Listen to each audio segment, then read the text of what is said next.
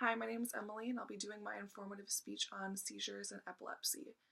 So, did you guys know that a stroke is actually the leading cause of epilepsy in adults older than 35? According to an article that I found from Mayo Clinic, epilepsy is defined as a disorder in which nerve cell activity in the brain is disturbed, and that results in seizures. It affects a wide range of individuals from various ages. And just to give you an example here, I printed out a graph that just shows how um, wide the range actually is. So this is a graph from ages 16 to 55, males and females. So the male portion of this chart is the area shaded in green, and then females are the gray. So you can see just how wide of a range there actually is. So some background on this topic. Just last semester, my grandma was diagnosed with epilepsy, so we had to go through that process with her and finding out like her treatment and like just even going through when she was diagnosed. Also, my mom works at an epilepsy clinic in the cities, so she's around individuals who have epilepsy and have seizures daily. So she's pretty informed on this topic. And also at my own job, I work with children who have epilepsy and have seizures, so I'm around it quite a bit as well. Um, because of that, I really stress the importance of recognizing the various types of seizures and the different treatment methods, and even what to do when you see someone having a seizure. So, some causes and triggers of epilepsy and seizures, one of which can be that it's just genetic and it runs in the family. Another could be from a head trauma of some sort, or even brain conditions such as tumors or strokes. Also, if there is some sort of prenatal injury, so before the baby is born, if the mother is not eating properly, or there's some sort of oxygen deficiency, the child can potentially run the risk of developing epilepsy or cerebral palsy.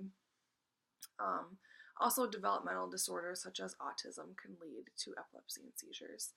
Some triggers that cause seizures can be the time of day, or if the individual is running a fever, that can cause it, or even just like the amount of sleep someone's getting can trigger some seizures. So there's different types of seizures. There's generalized seizures, which involve just a portion of the brain. So I've listed 4 different examples. So there are clonic seizures, tonic-clonic seizures, tonic seizures, and atonic seizures. And there's also a couple more. A clonic seizure is repeated jerking muscle movements. Tonic-clonic seizures can cause a loss of consciousness, and that is when your body stiffens and shakes. Tonic seizures are also stiffening of your muscles and can cause you to fall or collapse to the ground. And then there are atonic seizures, which are loss of muscle control, and that also can cause you to suddenly collapse. So there's a couple different treatment methods for seizures and epilepsy, one of which is medications. So they're called anti-epileptic medications, and they can either stop the seizures completely from happening, or they can just decrease how often they occur and how intense of a seizure they are. Some side effects for taking medications include fatigue, dizziness, weight gain, rashes, speech and memory problems, etc. Another form of treatment method is surgery. So it's common when there is evidence that shows that seizures are from, or the seizures are occurring from a small portion of the brain, and that doesn't, and also the portion has to not affect the crucial functions such as speech or motor functions, vision, hearing, something like that. And then another treatment method is a diet. So there's something called a ketogenic diet, which children begin doing, and that is high in fats and low in carbs. So the body breaks down the fats instead of the carbs for energy. So some side effects for a ketogenic diet may include dehydration or slow growth or kidney stones.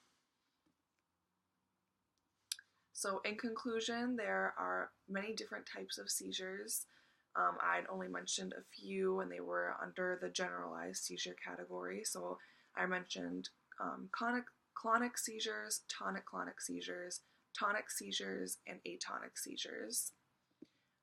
Some causes, like I had mentioned, can range from a head trauma to being genetic and just having it run in the family, prenatal injury of some sort.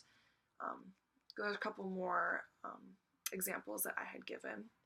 And then the various treatment methods for someone who is diagnosed with epilepsy or suffers from seizures. So I mentioned medications, surgery, or the ketogenic diet. So ultimately, epilepsy is a serious and life-altering condition that affects the lives of many individuals. And I just want to stress the importance of recognizing seizures and epilepsy and the importance of what to do if you were to ever be around someone that had a seizure.